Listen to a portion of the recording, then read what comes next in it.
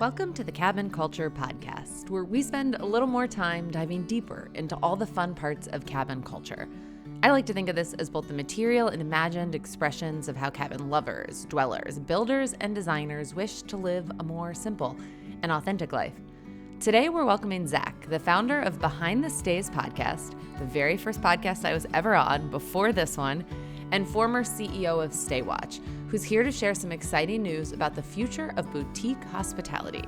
From his journey documenting unique stays across the country to his recent acquisition by Journey, a new platform aiming to revolutionize how we experience and get rewarded for choosing independent properties, Zach offers valuable insights into where the industry is headed. We'll explore everything from the tension between traditional hospitality operators and hobby hosts to how boutique properties might finally be able to compete with big hotel chains' loyalty programs. For anyone interested in the evolution of unique stays, the future of hospitality, or how independent properties can thrive in an increasingly competitive market, this conversation offers both practical insights and an exciting glimpse into what's next. Let's do it. You were my first podcast I ever did before we started Cabin Culture. That was my very first podcasting experience, yes. And now today you get to be on the Cabin Culture podcast, and I'm excited to chat with you.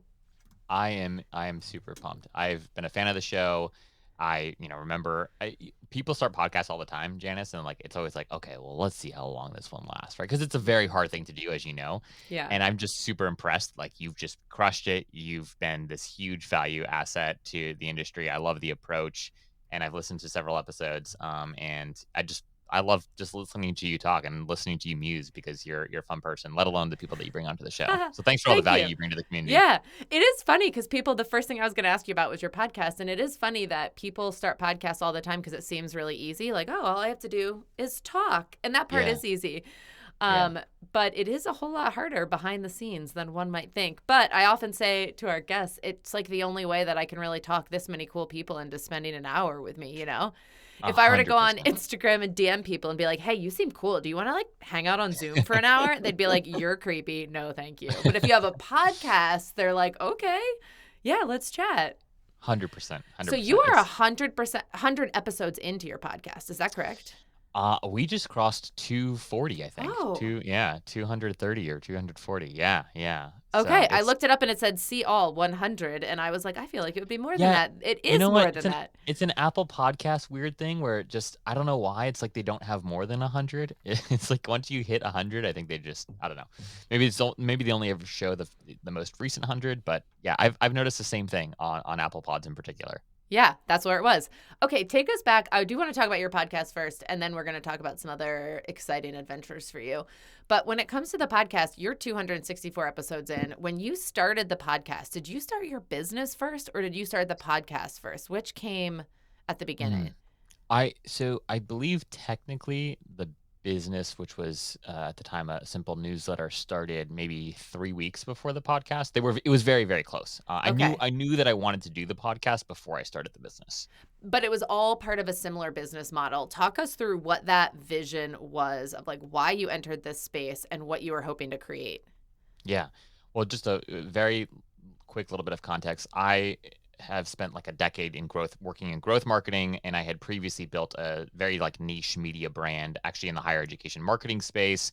And a big asset for that media brand was a podcast network. So I started a single podcast. I grew it into sort of this network, and it was awesome. It was sort of the go-to place where if you were working in higher education marketing, which very few people do, but if you did, you listened to our content and was able to sell that to a CRM company in the space, really just sort of copying and pasting more or less the whole sort of HubSpot hustle model. Hustle had very innovative, fun, spunky business news, and then they got acquired by HubSpot for $30 million, and it was very cool because HubSpot wanted those customers and those readers and that audience. And I was like, oh, well, hey, not nearly at that scale, but could we do something like that in the higher ed space? Could we make higher education marketing content fun and interesting and opinionated?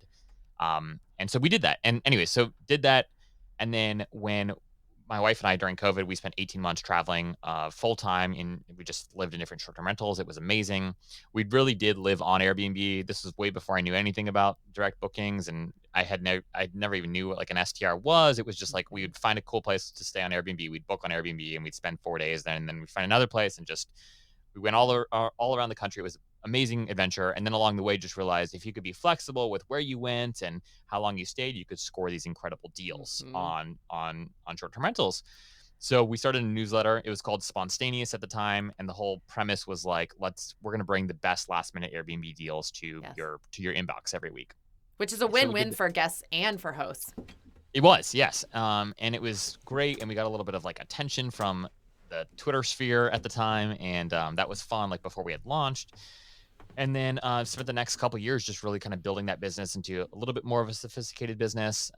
Used some tech. We were doing all of the curation manually originally. We'd just go like literally find these cool deals on Airbnb, feature them in our newsletter, and at the time actually we Airbnb had a refer like a associate. They call it their associate program, which was like their affiliate program.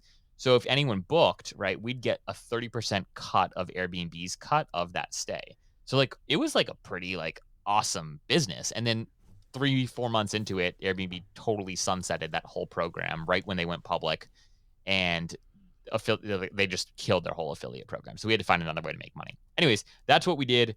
And along the way, we were just staying in these incredible properties. And being the curious person that I am, I was like, I just want to know like there's so many podcasts out there that focus on like the investment side of things, and so many Mhm. podcasts that focus on sort of like the how to host, right? But I'm curious, who are the entrepreneurs who have built and designed these incredible stays? I want to hear their stories. So Yeah. that was sort of the impetus for behind the stays. Okay, that's really interesting. You came at this from the guest side. I came at it from the host side, and we're Yeah. both hosting very similar podcasts with very different perspectives. And you Yep. actually brought to my attention the last time we chatted something which I had never heard, shockingly, called hobby hosting. And I Mm, think this goes to what you're talking about, or who are the entrepreneurs behind these businesses. And I think there's these two different ways at looking at hosting, and almost two different worlds or communities that exist within this, right? Which is the 100%. entrepreneurial, I'm going to scale this, I'm going to grow this, I'm going to have a portfolio, kind of a real estate investor. And Yep. then there's this hobby hosting side where it's a lot of the folks that we talk to on the podcast, and a lot of you talk to on your podcast too, where it's, I'm going to start with one property and then maybe I'll grow to two or three, but that's really what I'm Yeah. hoping to do, right? From your and that's the world I live in. I don't know a lot about the other side other than when I listen to your podcast, and that's when I Yeah. hear more of the folks on the larger entrepreneurial side. How do you view these two worlds? Where and Mm. when they interact in terms of a Venn diagram, and where and when they're like actually quite isolated from one another? So I would break these groups up into maybe in slightly different ways. So the host is very much like an Airbnb like term. Like if you talk to the vacation rental management crew, right? So the people that have had Airbnbs, quote unquote, before Airbnb was a thing, right? Mm-hmm. True, sort of like vacation destinations. They own like all of Myrtle Beach, right? Yeah. Basically, like, and you think about the traditional vacation rental home. Those folks don't like the idea. In fact, they're abhorred by the idea of being called like a host because it's very much like an Airbnb like branded term. So those Huh. individuals would call people that have like they rent out a cabin that they own. It's their family cabin, but they rent it out when Yes. they're not there. They would refer to that individual as a hobby host in that Oh, like in an insulting way. oh, it's very much an insult. It's very a hobby Okay. host Okay. is not a nice term. Okay. It's derogatory, quite frankly. It's basically like you're not a professional. They call Yeah. themselves professional operators, right? So you got professional That's their operators, and then title. you've got like hobby hosts. And I have most never heard that term either, professional operators. Yeah, yeah. I mean, they call themselves lots of different things, but basically, like that core business is like you're a vacation rental management company, right? You might Yeah. like people probably know like Vacasa, they're like a huge one, Yes. right? But there are thousands and thousands of more boutique vacation rental management companies, and typically those individuals don't own any of the supply, like they don't own the units, right? They don't own the cabins. You own the cabin, Janice, and then you hire me, Zach, to be your property manager, Right. right?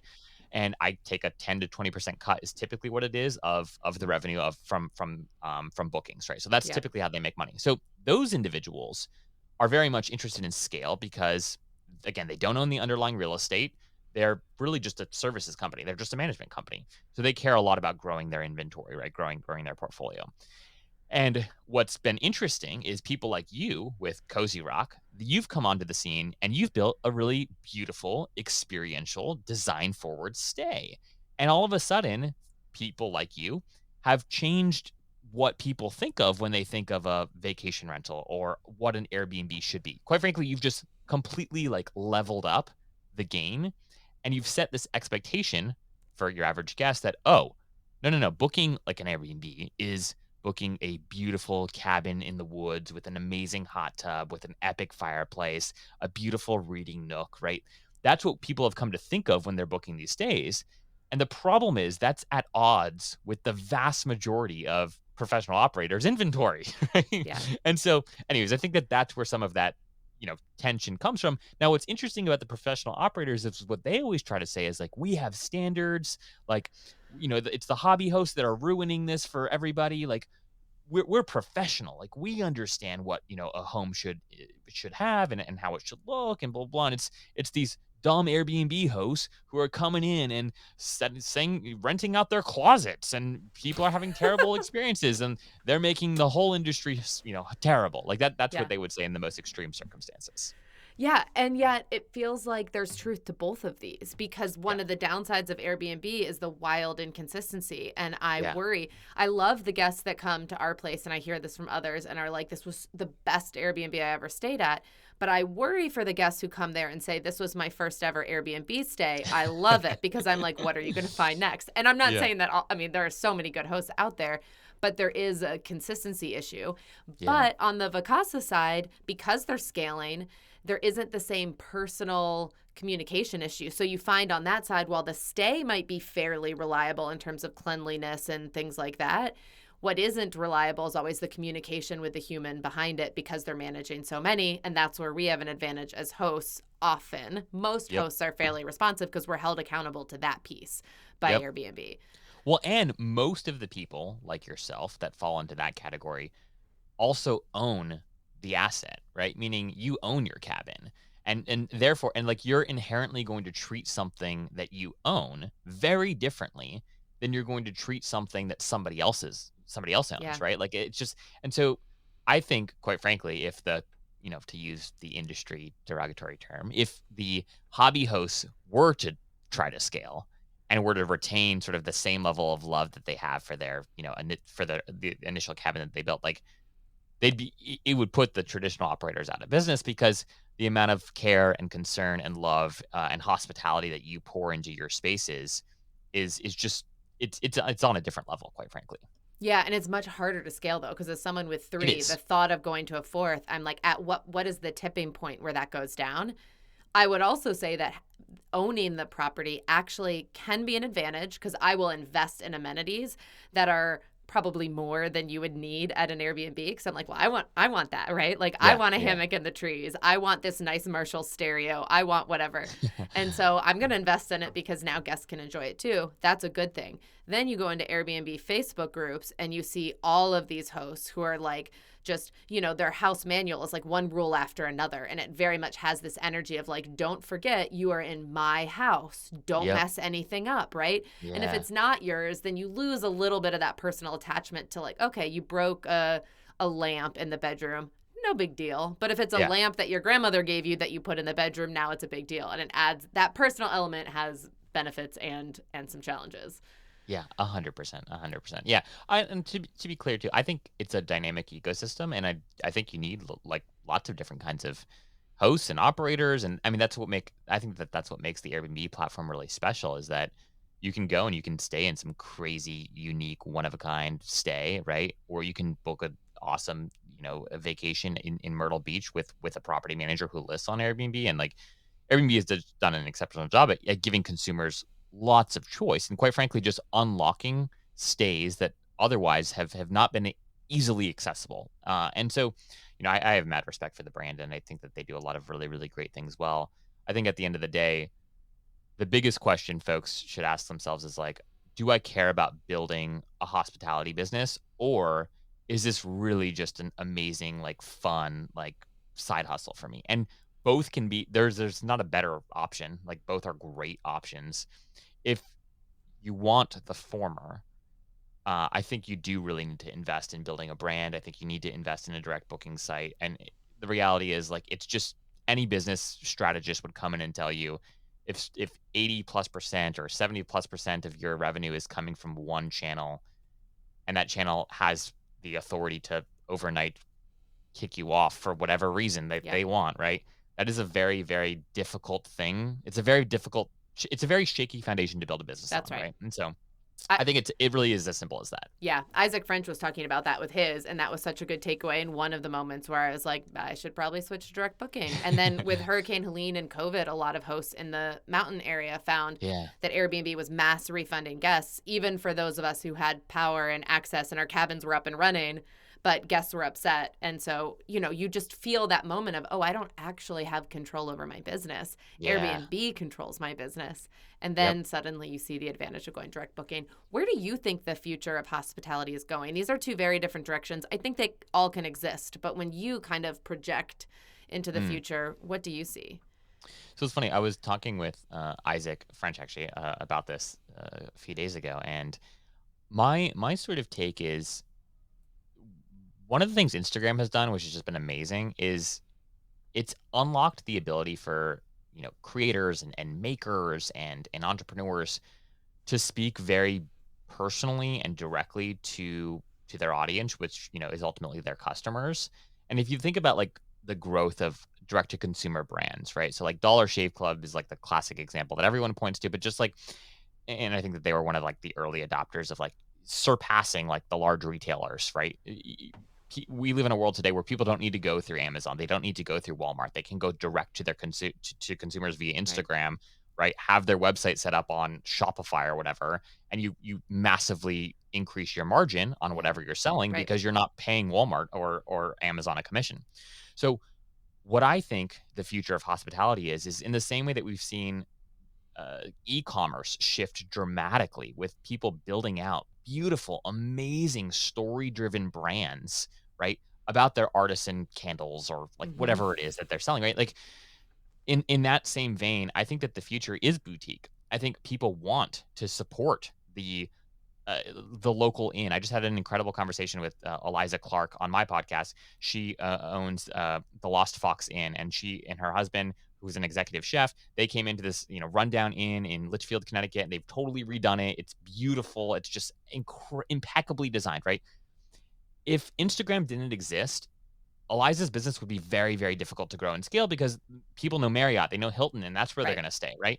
But because of Instagram, they've been able to tell their story along the way. And so when they go live, right, like they're booked 80 plus percent direct because folks have been following them on Instagram, right? Right. They see their story. And I believe that your average consumer actually wants to support the individual entrepreneur. Agreed. People have this like love hate relationship with brands, right?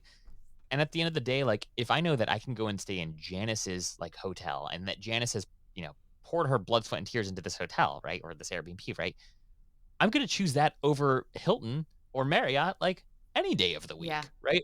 And so I think that that's the future of hospitality is that it's going to be really boutique. I think we're going to see actually this disruption of the big chains as just these tools and really the ability to garner audience is easier than ever before.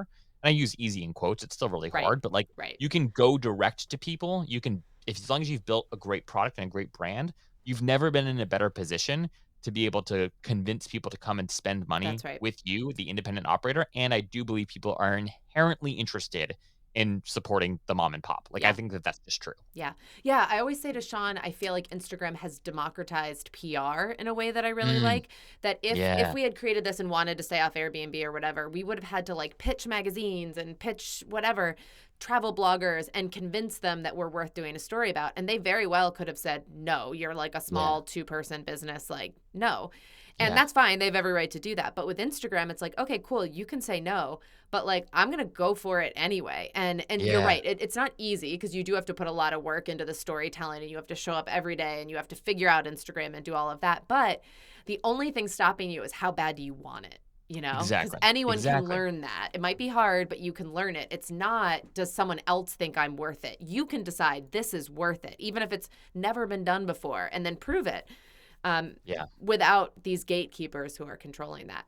Okay, Yeah. but if the future is boutique, we're going to need a Yeah. lot more people to get into this business to Mhm. meet the demand of people who want to go boutique, because that's the advantage of these big brands is they have the infrastructure to scale, whereas boutique, it's like, again, if you're truly doing it right, you can only do so many, and so it's going to require more people. Do you think Yeah. that people are coming into this business at the rate that we're going to need to sustain that future?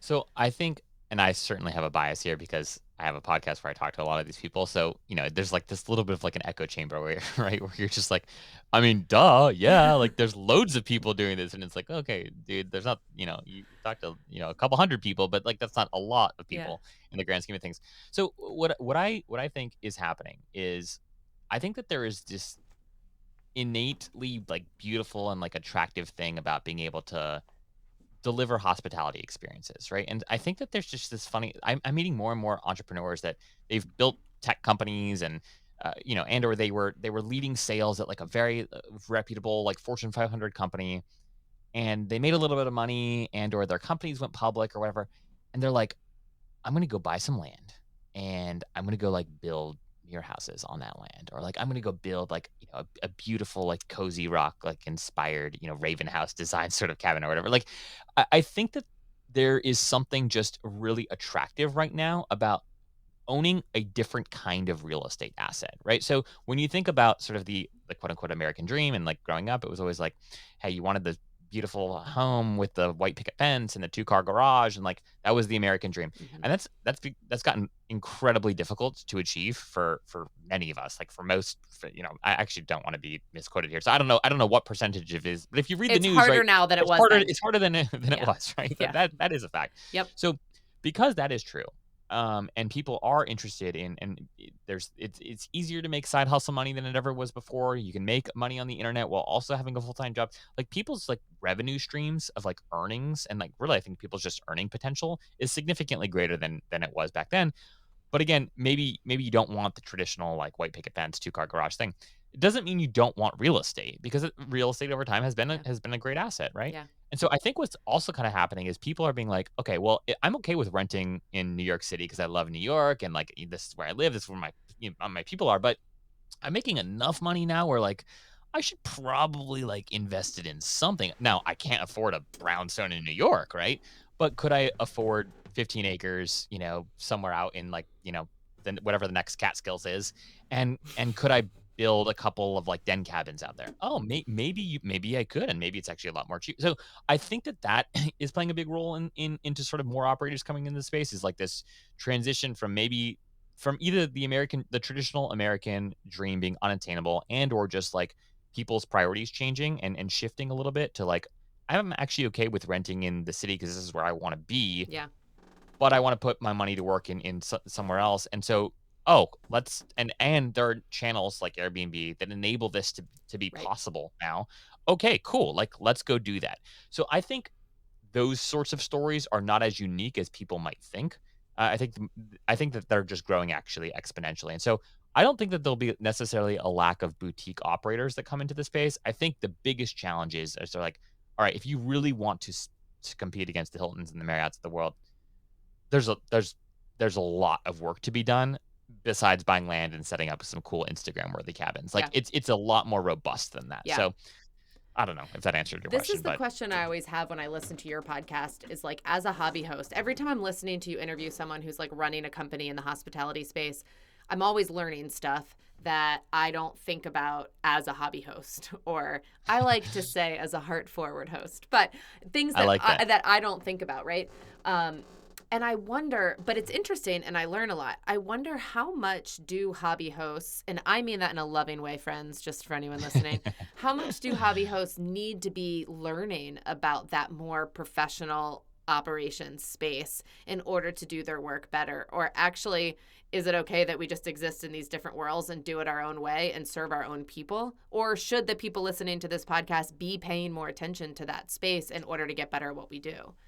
I think it really just ultimately depends on what do you want to do, right? I know that there's probably a large segment. Well, there's a segment of your listeners, Janice, that I'm sure are thinking like, wow, if I could just find a way to do this full time, I'd love it. Like, I'd really love it. And they might be on the cusp of being able to maybe kind of quit their job and do it, but it's they're not quite there yet, right? Yeah. So I think like if your goal is, hey, I just want to be able to do this full time. And yes, I've got my family cabin, which I love, and like we rent it out when we're not there, and that's amazing. But like if I could quit my day job and actually do 2 or 3 of these, like, then I think, yes, you wanna pay attention to these conversations, right? Like, you wanna educate yourself on sort of, like, what are the trends that people are seeing when it comes to travel? Like, where are the markets that might make sense to invest even if you don't live locally? Like, at the end of the day, though, like, it really is just about what do you want, right? Are you very content with what you have, and this is just a way to offset the Yeah. mortgage of the place that you love? And if that's true, that is amazing. Like, that's beautiful. Like, that's great. Like, don't listen to any of these other people. Just keep doing you. Like, keep Right. doing what is working. But yeah, if you have bigger ambitions, I think like yeah, you need to plug into these conversations. And I think from my perspective, what's really exciting is nobody is like nobody's like a veteran in sort of this Mm, like unique stay, like experiential hospitality space yet, right? Like everybody and Ben Wolf, who's the founder of Venera, and he's got really cool stays out in the Texas Hill Country, and he's got a couple of sites there, one in Fredericksburg and one in Wimberley. He and I just hosted a unique stays summit event where we brought like 35 of the entrepreneurs who built like really cool experiential stays to that event. And you know what was like the single biggest takeaway from that event is like everybody has been in this space for like maybe a few years, maybe 4 or 5 years. Okay. And these are people who on Instagram, I mean, these are some of like the most popular stays on Instagram. Like they've got like the largest followings, right? Like huge, like these are the people that a lot of people, maybe some of your listeners like look up to or aspire to be, right? And we're all sitting around these table, like sitting around the campfire, like, enjoying a drink, and everyone's like, I have no idea what I'm doing. Like, I want to scale or I want to do these things now, but like how do we level up? Like we're just at a point now where, both of us were able to quit our jobs. Like, and now we want to do this, but like we could do this for a year and then we really need to start making some more money yeah. for ourselves. Like, how do we do this? Right. And so I share that just because I think it's wrong to think that people like the industry is like so far ahead and it would be hard to like catch up because you're behind Yeah. when I think some of the people that are leading in the unique stays space in particular would tell you point blank that like we are really just early here trying to figure this out. Yeah. If you're dreaming about a cabin build, or are in the midst of a build, or you just bought a place and are getting ready to host for the very first time, regardless of where you are, sometimes you just need a little help along the way. Shared experiences from someone who's been there, advice from someone who's learned a lot of lessons the hard way. That's me. Or a cheerleader as you finish up. All of these reasons are exactly why I started offering cabin consultations to our Instagram followers and friends who could use some specific one-on-one help. I can't promise to solve all your problems, but I can promise to be transparent about our build costs and process, our organization and project management systems, our favorite and least favorite tools for renting, how we market, and how we found ourselves with almost 80,000 Instagram followers and 100% occupancy in our first year of hosting at Cozy Rock. So if that sounds like it might help you, feel free to visit us at staycozycabin.com or on Instagram at Cozy Rock Cabin and sign up for a time to chat there. And the beauty of unique stays is that replicating what someone else is doing or learning exactly from someone else is the antithesis of what the movement is about. Like the Exactly. real challenge is for you to figure out what doesn't yet exist that Yeah. I'm really good at, that I can introduce into the world. And that's how you make a unique stay wildly successful, right? You can replicate someone else's and probably do a pretty good job. But I like that challenge for folks Yeah. that Yeah. that really copying what someone else is doing is not going to be the answer for the world. And No. instead, just figure out what do you want to create and then go Yeah. create it. 100%. And actually, I don't know. Do you know Christy Wolf? Have you followed her or Yeah. have you ever had her on the pod? Her stays are crazy and they're Her all stays so are different. crazy. She's got like a potato. She's like the Yeah. big Idaho potato hotel or Yeah. whatever is like one of her like stays. And what I had her on my podcast, and one of the things she said, which I will never forget, she was just like, I was like, so like, how do you actually do your research, right? Like, AirDNA probably can't be that helpful for Right. you because you're building potatoes in the middle of nowhere, like. And she's like, I've never used one of these tools. I Oh my like God. literally just think of an idea and then I just go do it, and I'm like, people are gonna like it because I like it. And I was like, "And it's really that simple as that?" She's like, "Yeah." Like, I just Well, I I mean, just do what I do, and she's very talented and I like, love that mindset. There's also a fair amount of privilege. You can only do that sure. if you have privilege of investors or money or Yeah. something where you can take 100%. that risk. Well, But she that actually is builds beautiful. she builds like 80% of it like herself too. Like she I mean, she just like Oh, she does not have like I mean, well, I don't want to misquote anything. It's my understanding that most of this is like very very like yeah. bootstrapped. Well, and at Um this point, she probably has the capital because she's been wildly successful at this for a exactly. while, right? So, to her Exactly. own credit, it's a Yep. little bit harder to do that with your first investment if you're like, 100%. if this fails, I lose everything. Yes. But I Yes. love that mindset though. And it is that like maybe instead of looking to the world for validation, look inward for is Yeah. this really what sets my heart on fire? And if that's true, then like go at it with everything you have and other people will feel similarly about it. And maybe not everybody, but that's the point of a unique stay. You're finding your Exactly. people. Well, and also like I think that there are friends that I have that will go and invest like all over like the world, right? And I'm like and they'll go and they'll just find like the best opportunity. Like, okay, Mhm. cool, it makes sense to invest here. And I'm like, but you never go there. And like you Right. hate that place. And like actually everything that that like particular vacation destination stands for is like the antithesis of who you are as a Yeah. person. And they're like, yeah, I know. And then I've got other friends right who are like, I can only build things that I freaking love and that are in places that I love. Like Yeah, I will that's me. never and even if the deal like isn't as good or even if it's not as profitable, none of that matters. If I don't love the stay and I don't love the place, I won't do it and I won't build Yeah, it. And so and I like you sort of like align more with that group because it just feels more genuine and true. But yeah, they're for you know, sure. there are lots of camps. So Yeah. Yeah. Well, at the end of the day, when you're creating something unique, you are the biggest salesperson for it. And I've always been incredible at sales, but only in things I believe in. I was a street canvasser in college. You know, those people on the ah, street who are like, hi, yeah. do you have a second to save the environment? I totally believe you. Yeah, and That's amazing. little do you know, Yes, but it's for sure. it's you make money based on how many people you sign up. And so they had to rework their Ah. entire bonus structure because I made so much money there and was the number one street canvasser in the country for one of the weeks that I was there. But it was the week that we were canvassing for the Human Rights Campaign, right? Which is like Okay. the world's largest LGBTQ at that Yeah. time advocacy organization. And I remember I was out there for the second day in a row on a corner, and a guy from the AT&T store came out and said, "Listen, I've been watching you for the last 2 days. I'd like to make you a job offer. We want you to come work here full time doing sales." And it was tempting, but it was like so like obviously a no because I don't care about selling AT&T stuff. I actually wouldn't be good at it if I were selling whatever your phone plan is. But when you're Yeah. selling the thing that you feel strongly about, you can Yeah. be really effective at it. And with these properties, if you're going to be the one managing it and marketing it on Instagram and creating that daily content and telling the story, it would be really hard to do that effectively if it wasn't something that brought you joy. 100%. Yeah, 100%. And I think people can sniff it out too. People are that's very right. good at being like, "Eh, you don't really care about this." So That's right, especially these days, I feel like. Okay, I want to move on to what you're doing now, which you just announced 4 days ago on your podcast. But what I love yeah. about it is what we just talked about is the perfect prelude to this because I feel like you're beginning to join the worlds of like these unique boutique stays and this more traditional travel space. Okay, so you founded Spontaneous, which rebranded as Stay Watch earlier this year. Take Yep. us from there. You rebranded as Stay Watch, and what happened next?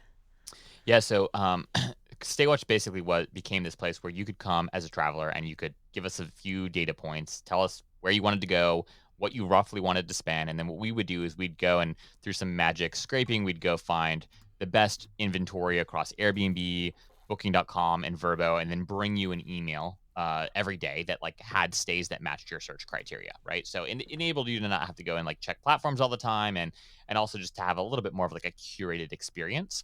So that's what Staywatch evolved into. And it was great. It was awesome and having a lot of fun. We, totally bootstrapped, but the business was at a point where it was like, okay, I either need to go raise some money to like be able to pay myself something Yep. and or to, hire some people full time. And I had some contract help, but like it was mostly, me. And I had two business partners who would give up 10 to 15 hours of their week in exchange for some equity to work on the project.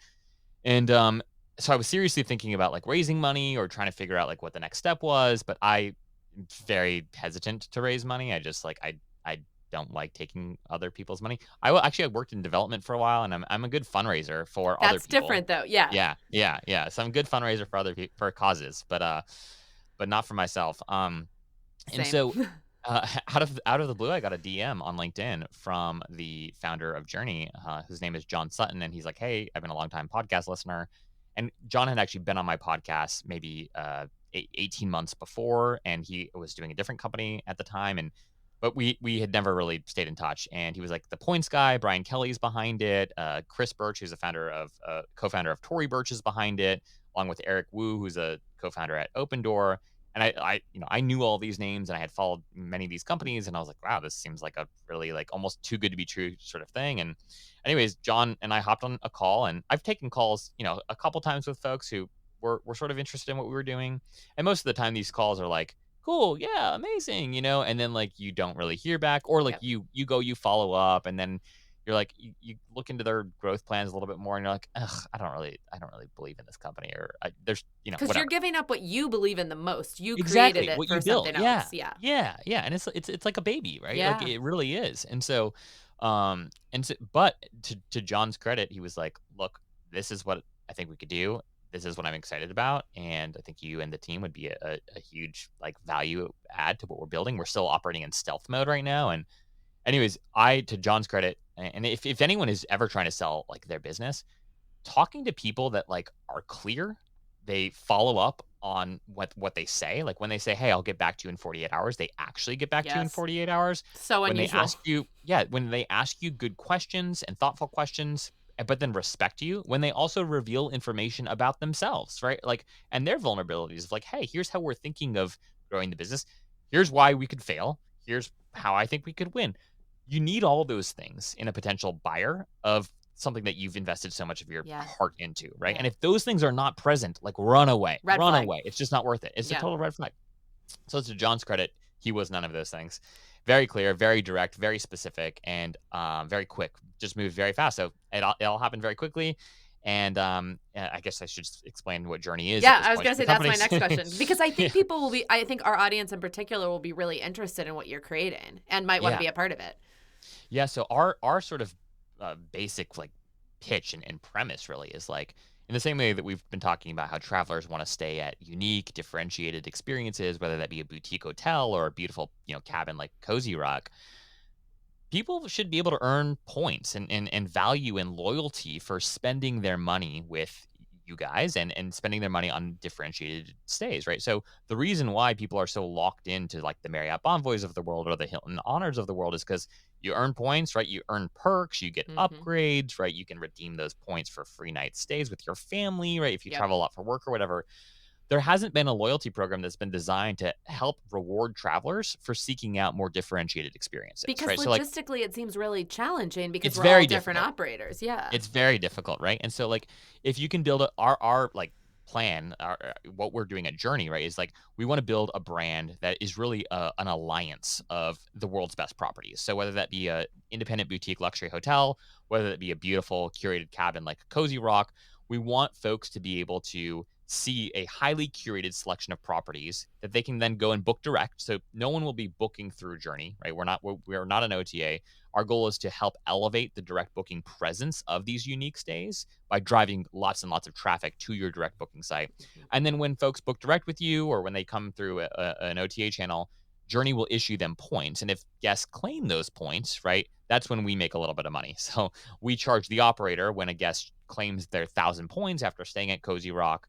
And again, that's how Journey makes money. But our big broad vision is like we believe that consumers should earn points when they're staying at glamping resorts. They should earn points when they go to downtown New York and like opt in for a boutique hotel and not one of the big Yeah. chains, right? Same thing for like the local. Like I'm talking to a beautiful hotel in St. Louis, Missouri right now. Like they're being eaten up by the Hiltons and Marriotts of the world, but their stay like is objectively better than like Yeah. everything else on the block. It's nicer.